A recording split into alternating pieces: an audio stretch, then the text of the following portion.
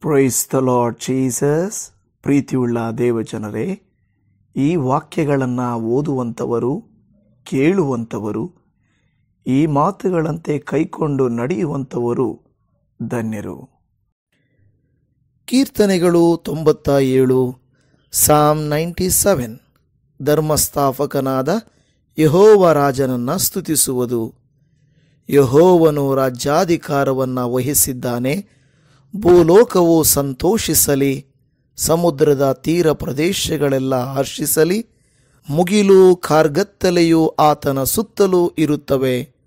ನೀತಿ ನ್ಯಾಯಗಳು ಆತನ ಸಿಂಹಾಸನದ ಅಸ್ತಿವಾರ. ಬೆಂಕಿಯು ಆತನ ಮುಂಗಡೆಯಿಂದ ಹೋಗಿ ಸುತ್ತಲೂ ಆತನ ವೈರಿಗಳನ್ನು ದಹಿಸಿಬಿಡುತ್ತದೆ. ಆತನ ಮಿಂಚುಗಳು ಲೋಕವನ್ನು ಬೆಳಗಿಸಿದವು, ಭೂಮಿಯು ಅದನ್ನು ಕಂಡು ನಡಗಿತು.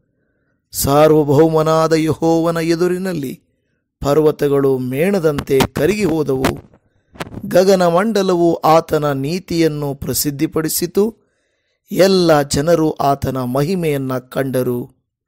ವಿಗ್ರಹಗಳಲ್ಲಿ ಹಿಗ್ಗುವ ಮೂರ್ತಿ ಪೂಜಕರೆಲ್ಲ ತಲೆಬೊಗ್ಗಿಸಲಿ. ದೇವರುಗಳಿರ, ನೀವೆಲ್ಲರೂ ಆತನಿಗೆ ಅಡ್ಡ ಬೀಳಿರಿ. ಯೆಹೋವನೇ, ನೀನು ನ್ಯಾಯ ಸ್ಥಾಪಿಸಿದ ವಾರ್ತೆಯನ್ನು ಕೇಳಿ ಚಿಯೋನ್ ಪಟ್ಟಣವು ಹರ್ಷಿಸಿತು. ಯೆಹೂದ ಪ್ರಾಂತದ ಊರುಗಳು ಸಂತೋಷಿಸಿದವು. ಯೆಹೋವನೇ, ನೀನು ಭೂಲೋಕದ ಸರ್ವಾಧಿಕಾರಿಯಾಗಿ ಎಲ್ಲ ದೇವರುಗಳಲ್ಲಿ ಮಹೋನ್ನತನು ನೀನೇ. ಯೆಹೋವನನ್ನು ಪ್ರೀತಿಸುವವರೇ, ಕೆಟ್ಟತನವನ್ನು ಹಗೆ ಮಾಡಿರಿ. ಆತನು ತನ್ನ ಭಕ್ತರ ಪ್ರಾಣಗಳನ್ನು ಕಾಯುವವನಾಗಿ ದುಷ್ಟರ ಕೈಯೊಳಗಿಂದ ಅವರನ್ನು ಬಿಡಿಸುವನು.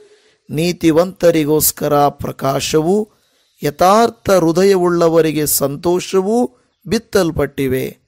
ನೀತಿವಂತರೇ, ಯೆಹೋವನಲ್ಲಿ ಆನಂದಿಸಿರಿ, ಆತನ ಪರಿಶುದ್ಧ ನಾಮವನ್ನು ಕೊಂಡಾಡಿರಿ. ಆಮೇನ್.